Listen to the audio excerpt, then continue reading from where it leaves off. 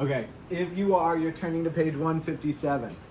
Well, you're getting there. If you've got it, you're going to page 157. Go to page 157. And look at the notes on probability. So it's probability number 1. It's our last unit for the semester. It's called and multiply, and I'll explain that to you through the lesson, why it's called that.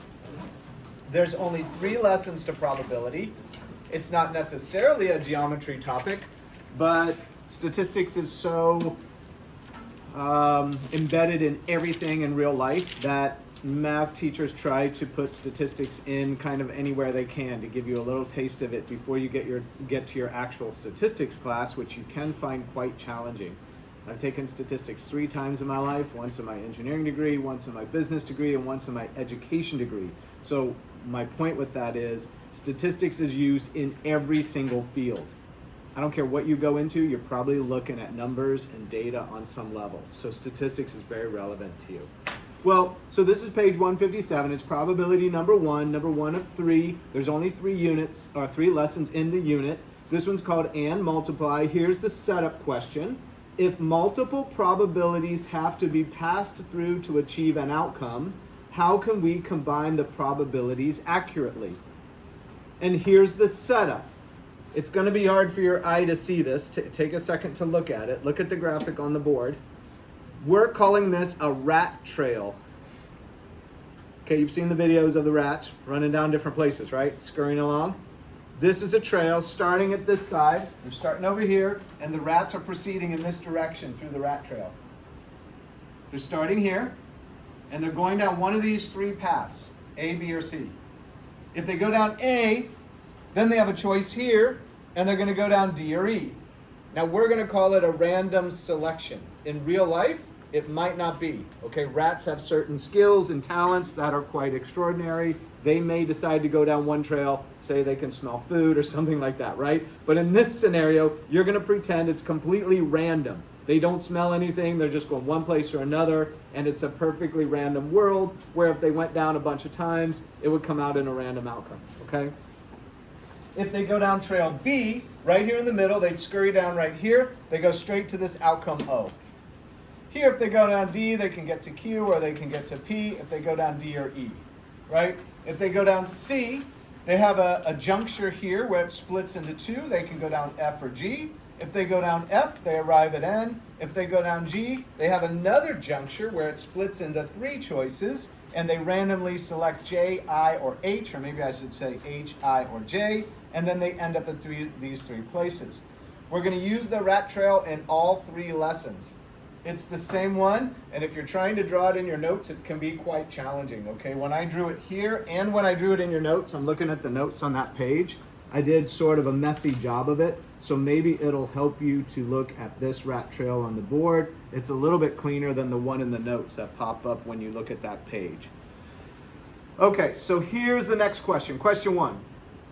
Given the rat trail, this scenario, for the rats to run down, what is the probability of a rat randomly selecting trail A, B, or C? Okay, everybody look up here.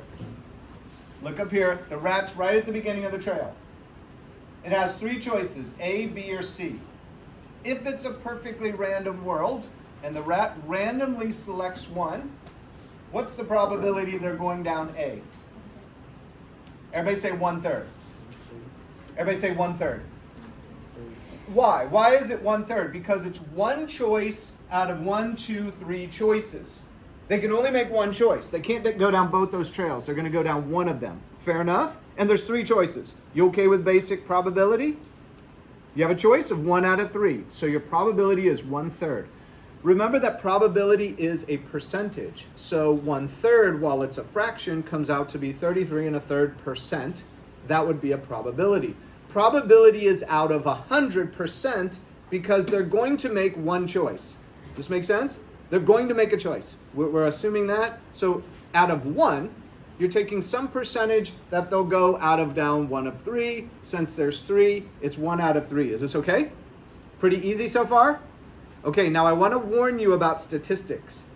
In my engineering statistics, I came into class and they said if you roll a dice, what's the probability of getting a 6? Well, there's one of them out of 6 sides, so it's 1 out of 6.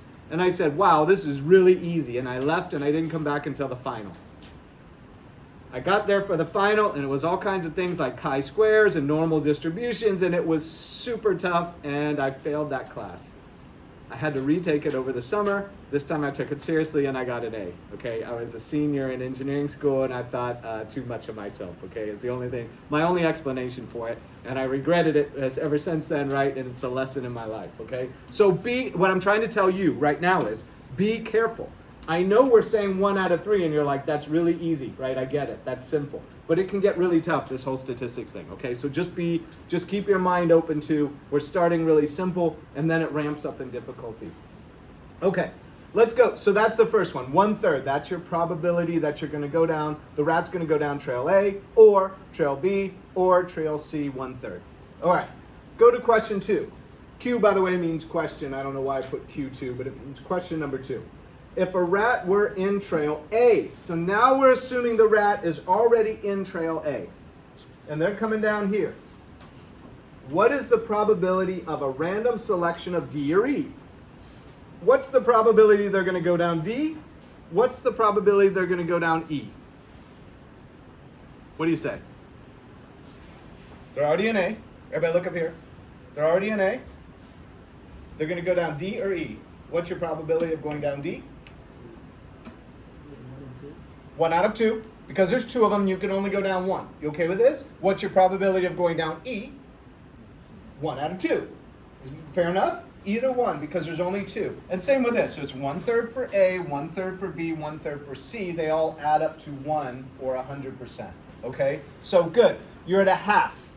1/2 is the probability, or 50%, that they're going to go down D or E. All right, question 3. So far, so good, right? Nice and easy. I like it so far. All right. Question 3. If a rat were in trail C, so here we are in trail C, the rat's somewhere in here. Okay, they're getting to this juncture here. What is the probability of going down G or F? 1 and 2. Same thing, 1/2, right here. What's the probability? It splits into 2. It's 1 out of 2 to go here, 1 out of 2 to go there. Fair enough. Still good. You're good so far, right? Okay. Jump to Q4. I promise it gets a little bit harder here in a second. Go through Q4. If a rat were in trail G, so now the rat is right here. Everybody look up here where the rat is. What's the probability they're going to get into H or I or J? 1 and 3. Same scenario. Everything's a pattern so far and it's working good. 1 out of 3. Okay with this? Because there's 3 choices, I can only go down 1. I got to go out of 1 out of 3, 1/3. That's my probability. Good so far? Everybody with us? Okay, so right here, H, I, or J, 1/3. Now, here's where the plot thickens. You ready? Here's where it can get a lot harder. What's the probability of a rat getting to K? Okay, so start at the beginning.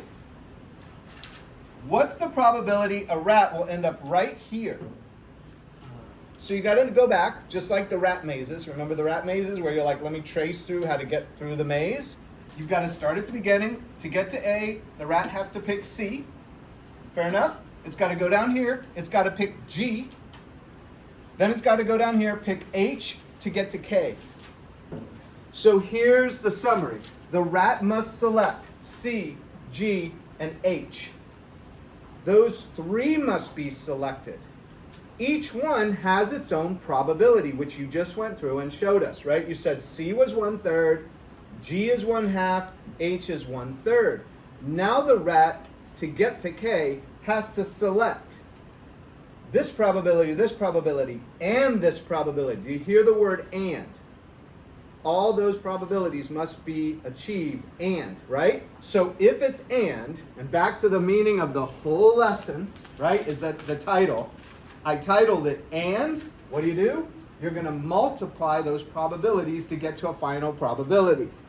So we take 1/3 times 1/2 times 1/3. 3 times 2 is 6. 6 times 3 is 18. It's in the denominator position. It's 1 over 18 is the probability that they'll get to K.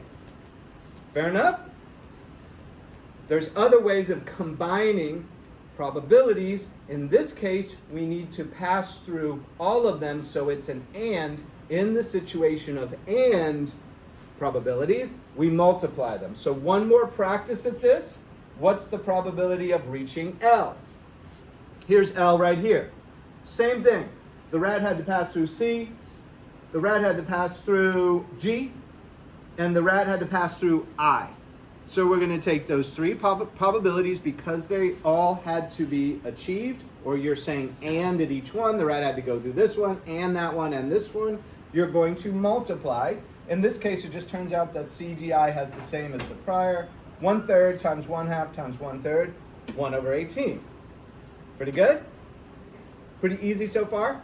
Okay, so this is going to introduce you to probability, and this is going to give you sort of an exploration into the idea of random selection, and not just the simple task of what's the probability at each juncture, but what's the probability of and the rat has to pass through this probability and that one and this one, and it starts to get more and more complicated as we go.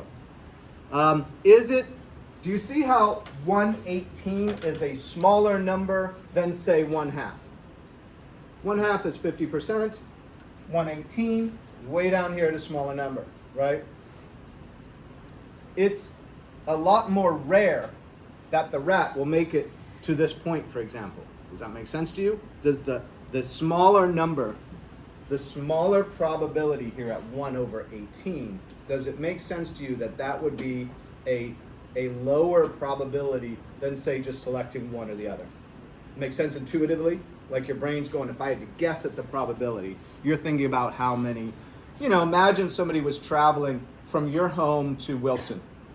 Think of all the intersections they go through. They could turn left here or right there or go straight, right? For them to get from your home to Wilson, they would have had to do these specific items.